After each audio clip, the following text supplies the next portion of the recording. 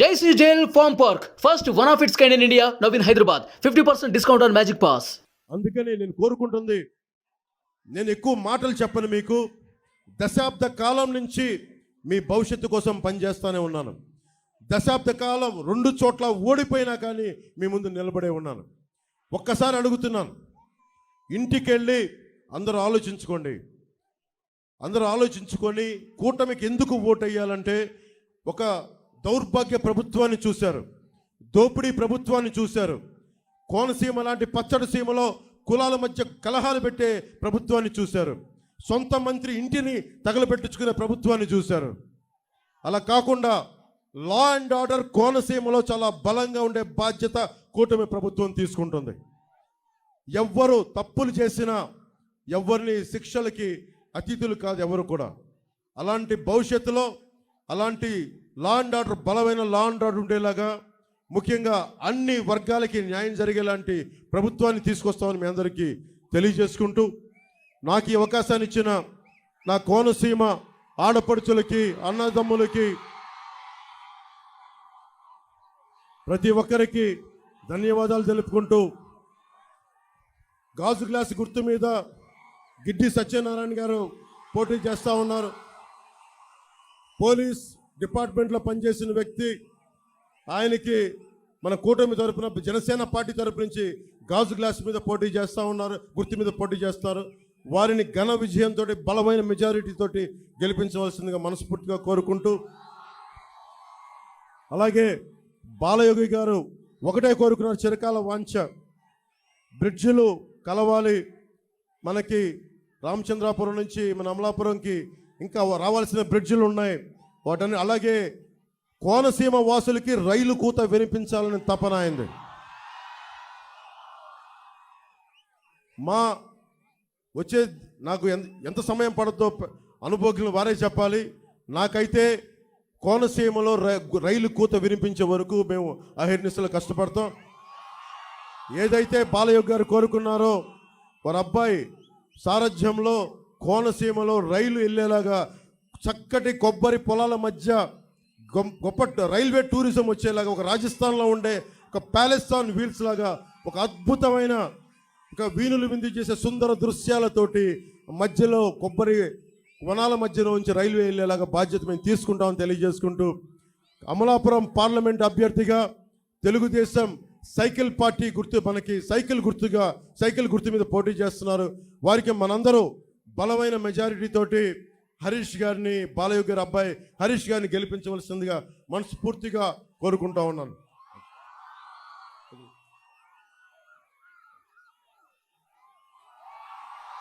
మనస్ఫూర్తిగా కోరుకుంటున్నాం.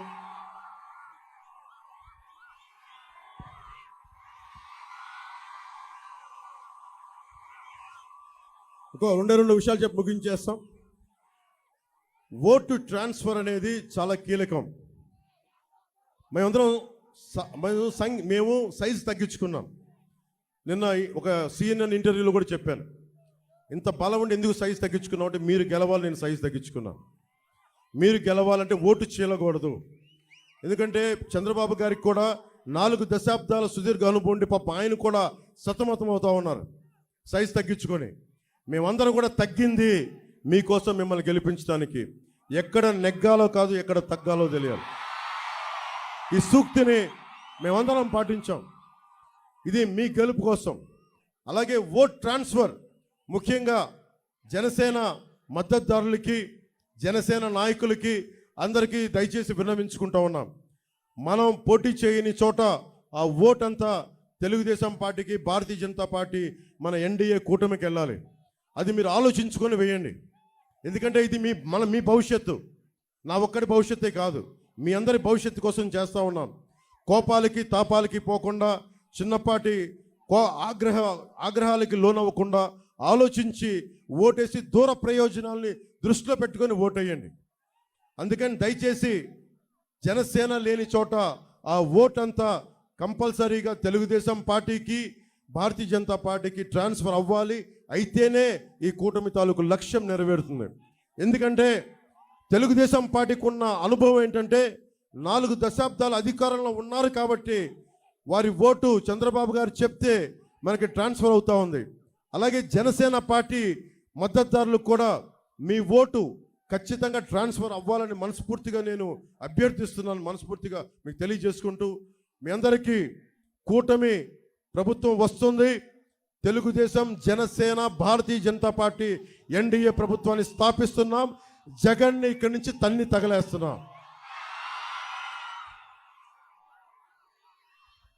ప్రతి ఒక్కరికి ఇంకొక మారు ధన్యవాదాలు తెలియజేసుకుంటూ మీ విలువైన మీకు సమయాన్ని మీకు ఇచ్చిన ప్రతి ఆడపడుచులకి, అక్క చెల్లెళ్ళకి, తెలుగుదేశం నాయకులకి, మద్దతుదారులకి, జనసేన మద్దతుదారులకి, నాయకులకి, జన సైనికులకి, వీర మహిళలకి, అలాగే ఇక్కడ ఉన్న వాలంటీర్స్ అందరికీ పాపం నలిగిపోతూ మీరందరూ చేశారు. మనస్ఫూర్తిగా మీ అందరికీ ధన్యవాదాలు తెలుపుకుంటూ, అలాగే మనకి వైసీపీ వాలంటీర్స్ కూడా నేను మీకు చెప్పాను, మీరు కొద్దిమందే తప్పులు చేశారు.